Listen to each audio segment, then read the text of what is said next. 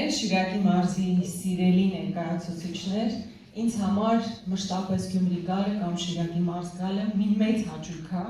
շփվելու այս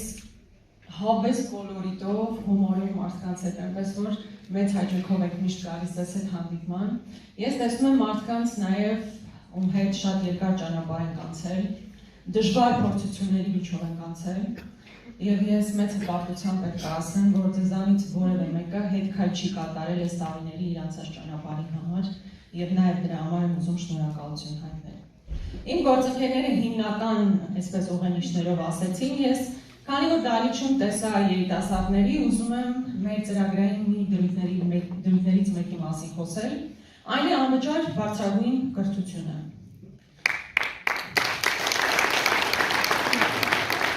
Մարդկային ռեսուրսը մեր ամենաթանկ ռեսուրսն է, եւ մենք երիտասարդներին պետք է հնարավորություն տանք անվճար ու որակյալ կրթություն ստանալ։ Ես վերջին ստատիստիկան հանել եմ, վերջին 10 տարիներին թե կրթության վճարը ինչքանով է փոխվել։ 200,000, 300,000, 400,000 տարբեր ֆակուլտետներ, տարբեր համալսարաններ ավելացրել են գումարը։ Բա դրա դիմաց ինչ են տալիս։ Կրթության որակը դրանից փոխվում է, վստահաբար չի փոխվում։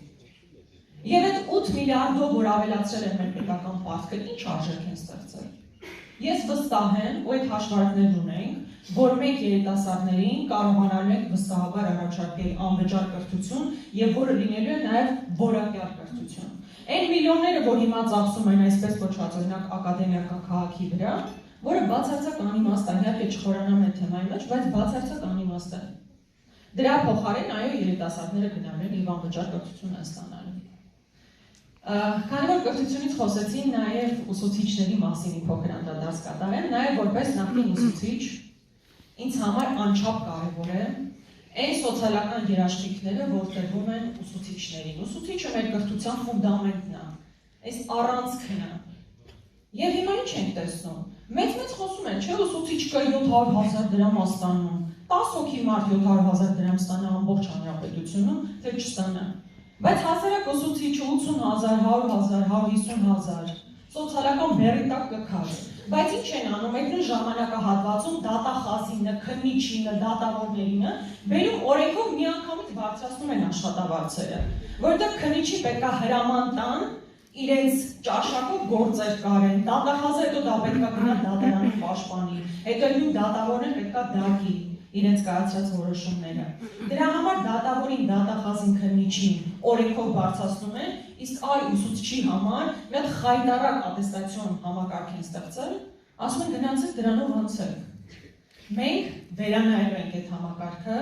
եւ ուսուցիչների բազային աշխատավարձը վստահաբար բարձրացնելու ենք, որովհետեւ մենք հասկանում ենք, որ ուսուցչի ուսերին դրված է շատ մեծ պատասխանատվություն գալիք սերնդին կրթելու համար։ Երևի կրթության հատվածից այսքանը, բայց գիտեք ինչ եմ ուզում ձեզ ասել, որ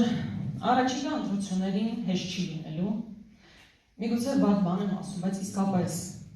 հեշտ չի լինելու, բայց պատվաբեր պայքար է սպասվում մեզ բոլորիս։ Մենք բոլոր հիմքեր ունենք հաղթանակ արձանագրելու, որովհետև սա այն պայքարն է, որ գիտակցում ենք սովորական ընտրություն չի լինելու, մեր ինքնության համար պայքարն է։ Այսօր եկեղեցու նկատմամբ տեղի ունեցող այդ քայքայի ճարշավանքը, որ տեղի ունենում եկեղեցու նկատմամբ, չի կարող մեզ համար այսպես սովորական ընկալվել։ Մենք ընտրության գնալիս գնալու ենք, որպեսզի պաշտպանենք մեր եկեղեցին։ Նիկոլ Փաշինյանի ինքնությամբ վերջնականապես քանդվելու է հիմքերը մեր ինքնության եկեղեցու։ Այսօր Նիկոլ Փաշինյանը այստեղ է եկեղեցու դեմ գրող կազմակերպում։ Ալիևը մեր եկեղեցիներն է այնտեղ պղծում։ Ինչ տարբերություն։ Հետևաբար այս ընտրությունները այո շատ բարդ ընտրություններ են լինելու, բայց միասին ես վստահ եմ, որ կարողանալու ենք հաղթահարել այս փորձությունը եւ պատվով դուրս են գալու հաղթանակած եւ իհարկե միասնական ուժերով։ Շնորհակալ եմ։